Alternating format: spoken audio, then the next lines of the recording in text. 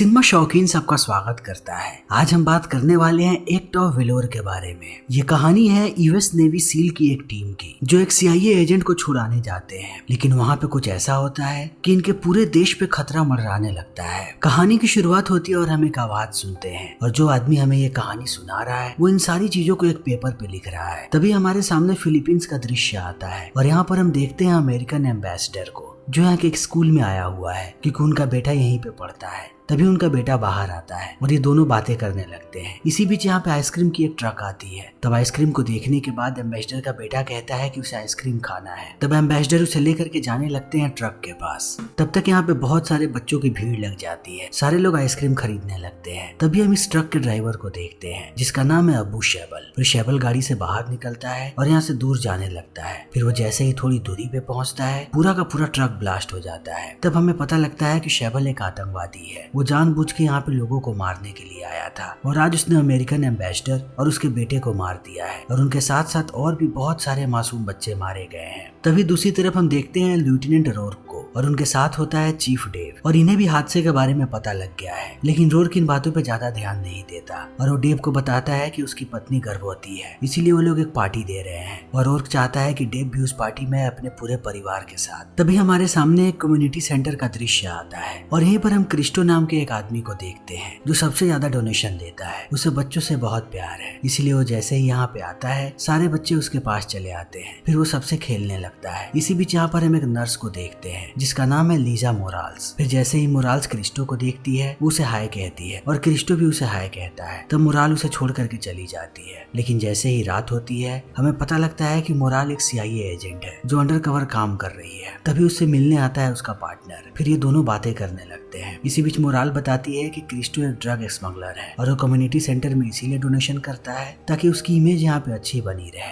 लेकिन इन्हें कैसे भी उसका पर्दाफाश करना है। मोराल के पार्टनर का नाम है वॉल्टर रश, और वॉल्टर ने भी अपनी रिसर्च की है। फिर वो मोराल को बताता है कि कहीं ना कहीं क्रिस्टो जुड़ा हुआ है शबाल के साथ, और ये लोग मिलकर पूरी दुनिया में तबाही मचा रहे हैं। लेकिन इसी बीच हम एक और आदमी को देखते हैं, जो छुप छुप के इनकी तस्वीरें ले रहा होता है। यानी उसे पता लग गया है कि ये दोनों एक साथ काम कर रहे हैं और ये दोनों सीआईए एजेंट्स हैं। तभी दूसरी तरफ हमारे सामने समंदर का दृश्य आता है और यहाँ पर हम डेव और रूर को देखते हैं। ये दोनों सर्फिंग करने के लिए आए हुए हैं अपने पूरे परिवार के साथ, और एक साथ ये सारे लोग बहुत ही ज्यादा खुश हैं। फिर ये सर्फिंग करना शुरू कर देते हैं। तभी सुबह हो जाती है और हम फिर से मोराल और वॉल्टर को देखते हैं। ये दोनों एक होटल रूम में हैं और एक दूसरे को जानकारियां बता रहे हैं और अपनी योजना भी बना रहे हैं कि आगे ये क्रिस्टो को कैसे पकड़ेंगे। तभी इनका दरवाजा बजता है और वॉल्टर जाता है दरवाजा खोलने के लिए, लेकिन दरवाजा खोलते ही लोग उस पर गोलियां चलाने लगते हैं और वो वहीं पर वॉल्टर को ढेर कर देते हैं। तभी मोराल इस चीज को देख लेती है। फिर वो अपनी बंदूक निकालती है और अंधाधुंध गोलियां चलाने लगती है, लेकिन जल्दी ही अंदर लोग आकर के उसे बेहोश कर देते हैं और घसीट के यहाँ से बाहर ले जाते हैं। तभी हम रोर्क को देखते हैं। रोर्क के साथ यहाँ पे बहुत सारे लोग हैं। ये सारे लोग फैमिली ट्रिप पे आए हुए हैं रोर्क के साथ। फिर एक एक करके रोर्क सबसे बात करता है और अंत में एक भाषण देता है कि हमारे लिए सबसे महत्वपूर्ण अगर कोई चीज है तो वो है हमारा परिवार। इसीलिए हमें एक संतुलन बना करके रखना चाहिए अपने काम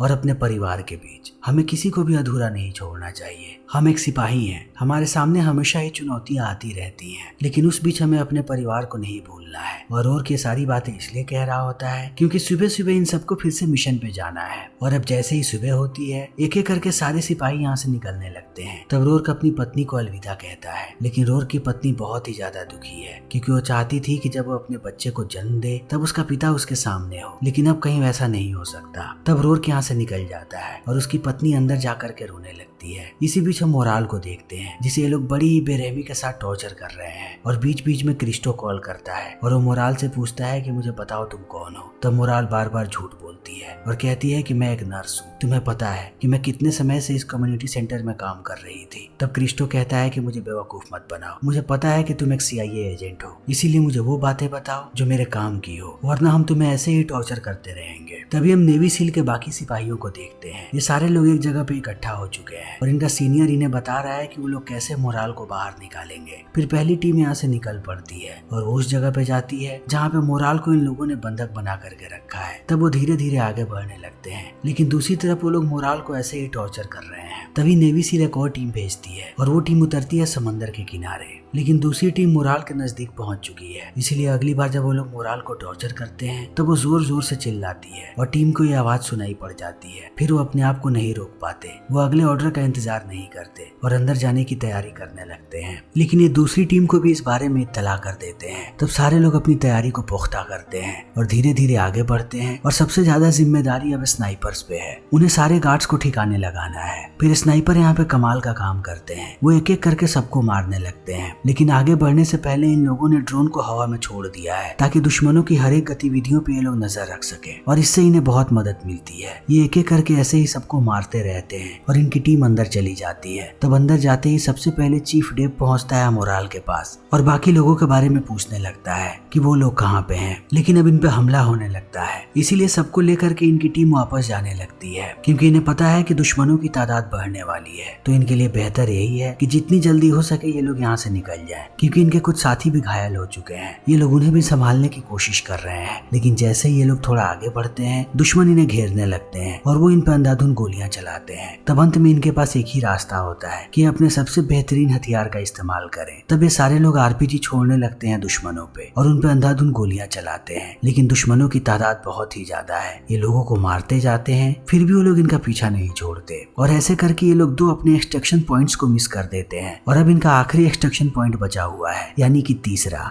और कैसे भी इन्हें जल्दी से तीसरे पॉइंट के पास पहुंचना है। फिर ये लोग ऐसे ही भागते रहते हैं और पहुंचते हैं अपने तीसरे एक्सट्रैक्शन पॉइंट पे। लेकिन दुश्मन अभी भी इनके पीछे हैं। तभी इनके साथी दुश्मनों पे हमला कर देते हैं और वो देखते ही देखते सारे लोगों को निस्तो नाबूद कर देते हैं और अपने साथियों को लेकर के यहाँ से निकल जाते हैं। तभी हमारे सामने यूक्रेन का दृश्य आता है और यहाँ पर हम देखते हैं शैबल को, जो जा करके मिलता है एक वैज्ञानिक से। तब वो आदमी उसे सुसाइड बॉम्ब देता है और बताता है कि ये बॉम्ब कोई भी मशीन डिटेक्ट नहीं कर सकती क्योंकि हमने इसे जेल के फॉर्म में लगाया है। अगर तुम किसी भी मशीन से होकर के जाओगे तब उन्हें कुछ भी पता नहीं लगेगा। तब शैबल इस वेस्ट को लेकर के निकल जाता है। फिर मिलता है जाकर के क्रिस्टो से। तब हमें पता लगता है कि क्रिस्टो और शैबल दोनों बचपन के दोस्त हैं। लेकिन क्रिस्टो अब निराश है, इसलिए वो शैबल को कहता है कि मुझे अंडरग्राउंड होना पड़ेगा क्योंकि CIA को मेरे बारे में पता लग गया है। उनकी एक एजेंट मेरे पास थी और अब वो कैसे भी मेरे पीछे लगने वाले हैं। इसीलिए भलाई इसी में है कि मैं थोड़े दिनों के लिए अंडरग्राउंड हो रहा हूँ। तब इस बात को सुनते ही शैबल भड़क जाता है और कहता है कि तुम ये क्या कर रहे हो। हमारी प्लानिंग हुई थी और मैं अपने प्लान से नहीं मुकर सकता। मैं पूरी दुनिया में तबाही मचाना चाहता हूँ और तुम्हारे बगैर मैं ये नहीं कर सकता।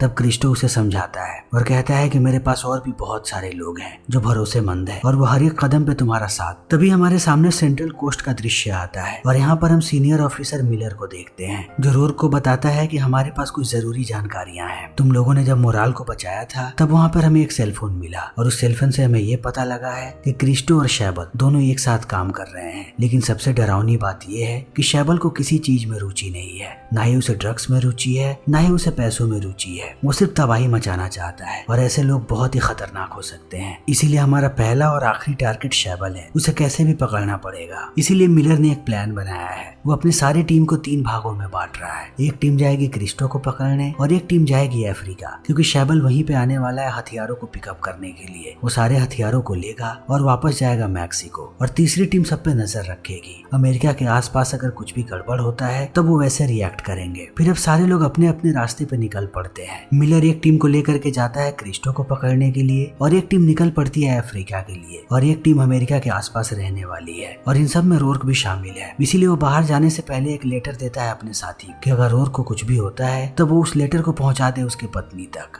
रोर्क पहले छुट्टी लेने की प्लानिंग कर रहा था, लेकिन अब उसे पता है कि उसकी टीम को उसकी जरूरत है, इसीलिए वो छुट्टी नहीं लेना चाहता। लेकिन उसने लेटर को तैयार रखा है। तभी हमारे सामने सोमालिया का दृश्य आता है और यहाँ पर एक टीम पहुंच चुकी है, लेकिन वो बहुत सारे फिलीपींस वाले लोगों को देखते हैं। तब वो कंफ्यूज हो जाते हैं कि इनमें से शैबल कौन है। लेकिन बाकी टीम भी अपनी तैयारियों में जुटी हुई है। एक टीम पहुंच जाती है क्रिस्टो के नाव के पास। तब क्रिस्टो को समझ में नहीं आता कि वो क्या करे। तब तक उसके पास मिलर पहुंच जाता है और ये लोग उसे अरेस्ट कर लेते हैं और पकड़ते ही मिलर अपने इंट्रोगेशन को शुरू कर देता है और इस मिशन के बारे में सारी चीजें क्रिस्टो से पूछने लगता है। लेकिन क्रिस्टो एक बहुत ही चालाक आदमी है, वो इन्हें कोई भी जानकारी नहीं देना चाहता, इसीलिए वो बातों को घुमाने लगता है और बड़ी बड़ी बातें करता है। फिर एक पेंडुलम का इस्तेमाल करके दिखाता है कि अमेरिका की तबाही कैसे होगी। घुन की तरह अमेरिका पिसने वाला है इन सारी चीजों में। तब इन चीजों को देखते ही मिलर आग बबूला हो जाता है और वो मारने लगता है यहाँ पे क्रिस्टो को। तब भी क्रिस्टो को होश नहीं आता। तब वो अपना फोन बाहर निकालता है और क्रिस्टो के परिवार की वीडियो दिखाता है कि इनकी नजर है उसके परिवार पे।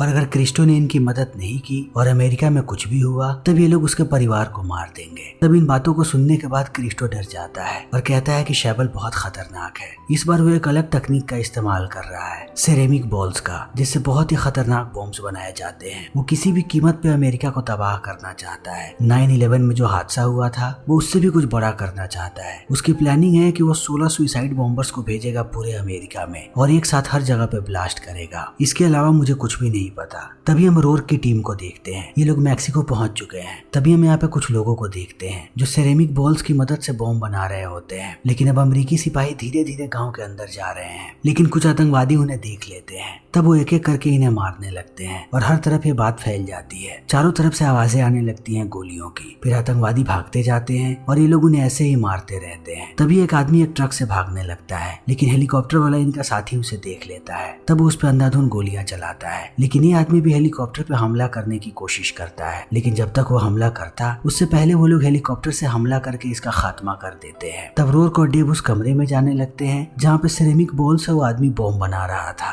फिर ये जैसे ही कमरे में दाखिल होने की कोशिश करते हैं, हम उस आदमी को इनके सामने देखते हैं और उसके हाथ में एक रॉकेट लॉन्चर है जो इन पे छोड़ देता है और रोर्क रॉकेट लॉन्चर के चपेट में आ जाता है। तभी डेव अपनी बंदूक निकालता है और वो इस आदमी को यहीं पे ढेर कर देता है। फिर वो रोर्क को देखता है। रोर्क अभी भी सही सलामत है क्योंकि डिस्टेंस बहुत कम था, इसीलिए रॉकेट लॉन्चर नहीं फटा। तभी इनकी नजर पड़ती है सेरेमिक बॉल्स वाले बॉम्ब पे। फिर इन्हें भी समझ में आने लगता है कि इनकी प्लानिंग क्या है। तभी हम शैबल को देखते हैं जो फिलीपींस के जिहादियों से बात कर रहा होता है और उन्हें बताता है कि आगे क्या करना है। उसके पास पूरा का पूरा प्लान है। फिर ये बात नेवी सील वालों को भी पता लग जाती है, इसीलिए वो लोग रोर्क से कांटेक्ट करते हैं और उसे बताते हैं कि तुम लोगों का मिशन अभी खत्म नहीं हुआ। बहुत सारे जिहादी यहाँ के टनल से भाग चुके हैं, इसीलिए अब तुम लोगों का अगला मिशन यही है कि सारे जिहादियों को पकड़ो। इसीलिए नेवी सील ने बात की है मैक्सिकन पुलिस वालों से। यहाँ के जो लोकल पुलिस वाले हैं वो इनकी मदद करेंगे। तभी एक मैक्सिकन पुलिस वाला आता है रोर्क के पास। इसी बीच हम शैबल को देखते हैं जो बचे हुए जिहादियों को लेकर के गया है एक फैक्ट्री में जहाँ पर इनके सारे बॉम्ब्स हैं। लेकिन रोर्क बात करता है अब इस पुलिस वाले से और उसे पूरी बात बताता है। तब पुलिस वाला कहता है कि यहाँ से निकलना बहुत ही मुश्किल है। अगर वो टनल से होकर के जा रहे हैं तब ये हमारे लिए मुसीबत है, क्योंकि जहाँ पे बॉर्डर खत्म होता है उससे पहले का एरिया कार्टेल वालों का है। तो अगर हम उधर गए तो हमारे लिए मुसीबत बढ़ने वाली है। फिर भी ये लोग ट्रक लेकर के बाहर निकल जाते हैं। तभी हमारे सामने उसी फैक्ट्री का दृश्य आता है जहाँ पर शैबल अपने सारे आदमियों के साथ है और अभी इनकी अगली प्लानिंग चल रही है। तभी रोर्क अपनी टीम को लेकर के यहाँ पे आ जाता है,